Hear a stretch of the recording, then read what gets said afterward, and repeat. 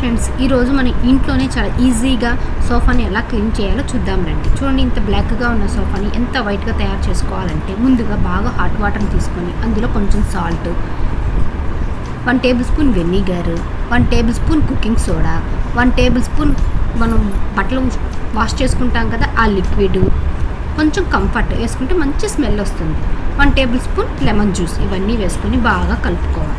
ఇప్పుడు ఒక cotton cloth తీసుకొని దీన్ని బాగా డిప్ చేసుకొని ఈ విధంగా గట్టిగా పిండుకోవాలి. ఇప్పుడు మనం లిడ్ ఉంటుంది కదా, ఆ లిడ్ని ఈ విధంగా క్లోజ్ చేసుకొని మనం ఈ విధంగా గట్టిగా రబ్ చేసుకుంటే దాని మీద ఉన్న డస్ట్ అంతా చాలా ఈజీగా వచ్చేస్తుంది. చూడండి, ఈ విధంగా బాగా రబ్ చేస్తూ మనం క్లీన్ చేసుకోవాలి. అన్ని సైడ్స్, కార్నర్స్, సెంటరు, అన్ని సైడ్స్ ఈ విధంగా క్లీన్ చేసుకోవాలి. చూడండి, చాలా వరకు పోయింది. క్లాత్ ఊడదీసి చూద్దాం. చూడండి ఎంత బ్లాక్గా వచ్చేసిందో వైట్ క్లాత్ అంతా. ఆ విధంగానే మన సోఫా పైన హ్యాండిల్స్ ఉంటాయి, ఆ విధంగానే మనం క్లీన్ చేసుకోవాలి.